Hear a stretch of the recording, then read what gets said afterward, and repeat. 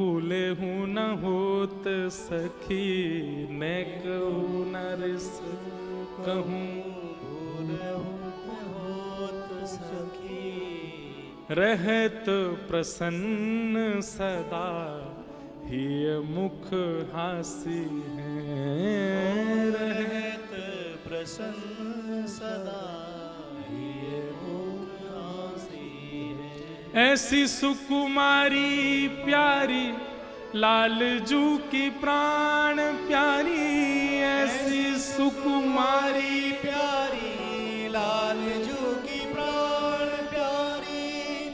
कैसी सरल है हमारी किशोरी जी। किशोरी जी तुरंत गई ठाकुर जी के पास, बोले कहा कर रहे हो तुम? ठाकुर जी बोले श्री जी ब्यारू कर रहा हूं। बोले ब्यारू कर रहे हो? और वहां वृंदावन में यमुना तट पे एक बिचारो एक वस्त्र में, इतनी जाड़े में, इतनी सर्दी में, यमुना जल में कंठ भर खड़ो है और तुम्हारो नाम पुकार रहे हो और तुम यहां पे ब्यारू कर रहे हो? ओ भैया मत रोवे, कौन सो है, कितकू है? अच्छा यहां है। कृपा करो। ठाकुर जी बोले यहां पे कृपा ना करनी। बोले क्यों? अरे इसको इतना तक भान नहीं है कि किसकी बात माननी चाहिए, किसकी बात नहीं। एक ठग की बात मान करके और जमुना जी में खड़ा है। अरे किसी आचार्य परंपरा के गुरु के पास गया होता, किसी सिद्ध गुरु के पास गया होता, किसी विद्वान महापुरुष की बात मानी होती तो इस पर कृपा करता भी मैं। एक ठग की बात मान करके और जमुना जी में खड़ा है। इतना विश्वास भी नहीं होना चाहिए सबके ऊपर।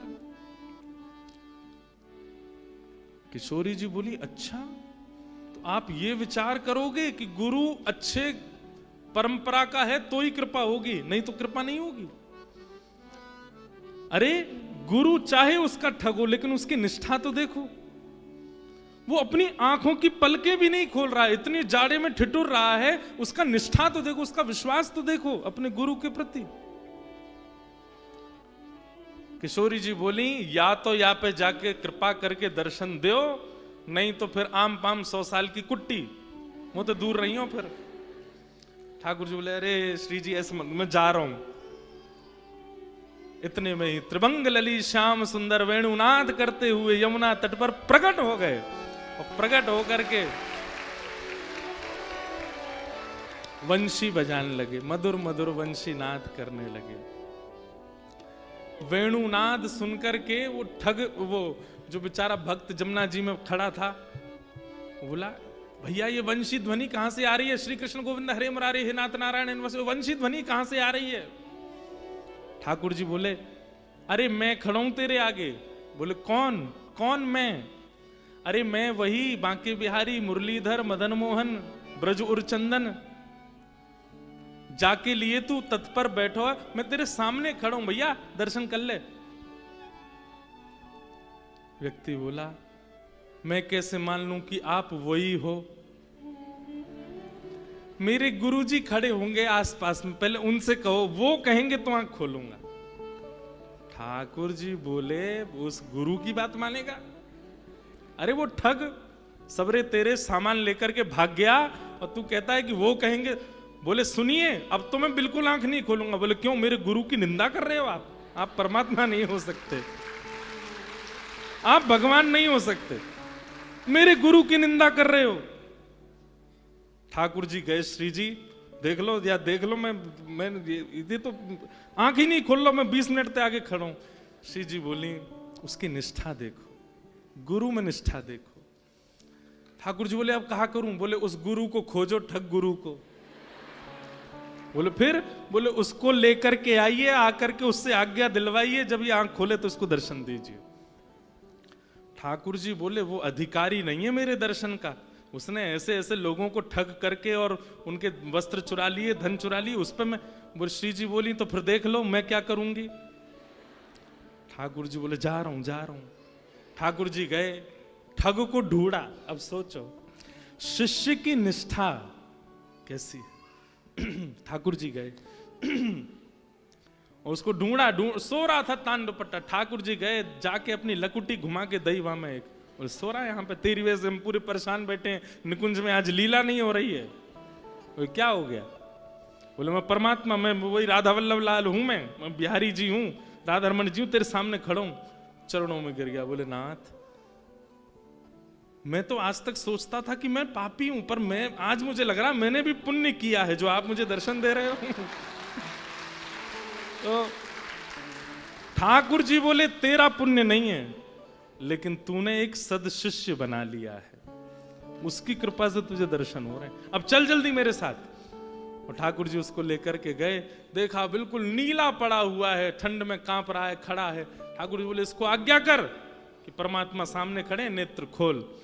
ठग ने जाकर के कहा, अरे भैया जल्दी नेत्र खोलो, श्याम सुंदर ललित त्रिभंगी तुम्हारे सामने खड़े। तब जाकर के उसने नेत्र खोले और ठाकुर जी का दर्शन किया।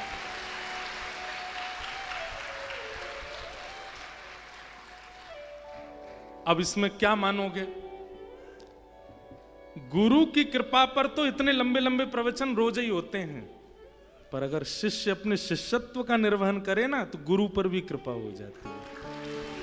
इसलिए ये शिष्य गुरु के संबंध दो चीजों पर टिकता है। उसमें पहला है गुरु की इच्छा। या तो गुरु की इच्छा हो जाए कि आपको भगवत दर्शन हो, या फिर गुरु की इच्छा नहीं भी है, शिष्य में निष्ठा प्रकट हो जाए कि नहीं, गुरुदेव की आज्ञा हो गई, अब तो मुझे मिलेंगे मिलेंगे मिलेंगे, ये विश्वास प्रगाढ़ चित्त में हो जाए। इन दो भावों का ध्यान रखिएगा। गुरु प्रसन्न हो उसके लिए गुरु की आज्ञा मानो, लेकिन गुरु प्रसन्नता न भी हो रही हो तो निष्ठा रखो। जैसे भी हैं हमारे हैं, चाहे हार हो चाहे जीत हो, गुरु चरण में मेरी प्रीत हो। चाहे हार हो चाहे जीत हो, गुरु चरण में मेरी प्रीत हो। अब सुनिए हमारी बात। जिन जिन लोगों की केवल दीक्षा रह गई है वही लोग यहाँ रुके। बाकी सब श्रोता गणों को हमारे जय श्री कृष्ण, जय श्री कृष्ण, जय सिया राम, जय सिया राम, जय श्रीमन नारायण। जय श्रीमन नारायण। कल पुनः आइएगा कथा में 3 बजे से, और हमको अगर जल्दी समय मिल गया तो हम 5:30-6 बजे आएंगे और फिर थोड़ी देर हम भी कथा सुनाएंगे। आप सब लोग धीरे धीरे प्रस्थान करते रहो, और सब हमारे परिकर के लोग जिन जिन लोगों की दीक्षा रह गई है उनको जल्दी उपस्थित करके और यहाँ गुरु दीक्षा का क्रम कराओ। सागर भी तू साहिल भी तू, सागर भी तू साहिल भी तू, सागर भी तू साहिल भी तू, सागर भी तू साहिल भी तू, मझधार और माझी भी तू, मझधार और माझी भी तू, मझधार और माझी भी तू, मझधार और माझी भी तू, तुम मद भरा संगीत हो, तुम मद भरा संगीत हो, गुरु चरण में मेरी प्रीत हो। चाहे जीत हो, चरण में मेरी प्रीत हो। चाहे हार हो चाहे जीत हो, गुरु चरण में मेरी प्रीत हो। चाहे हार हो चाहे जीत हो, चरण में मेरी प्रीत बोल सद्गुरुदेव भगवान की।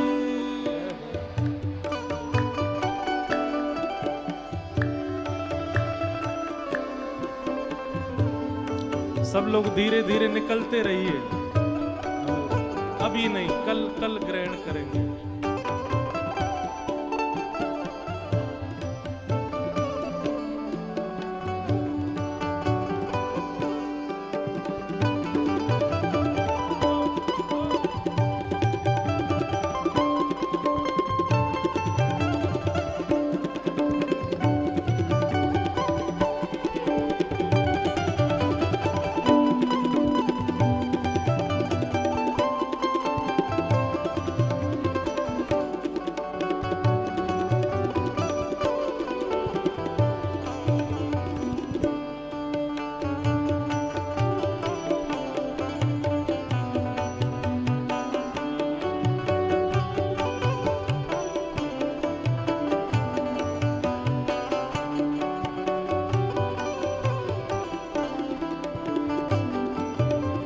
दुनिया ये जाने क्या भला, दुनिया ये जाने क्या भला, दुनिया ये जाने क्या भला, दुनिया ये जाने क्या भला, तेरे रूप में मुझे क्या मिला, तेरे रूप में मुझे क्या मिला, तेरे रूप में मुझे क्या मिला, तेरे रूप में मुझे क्या मिला।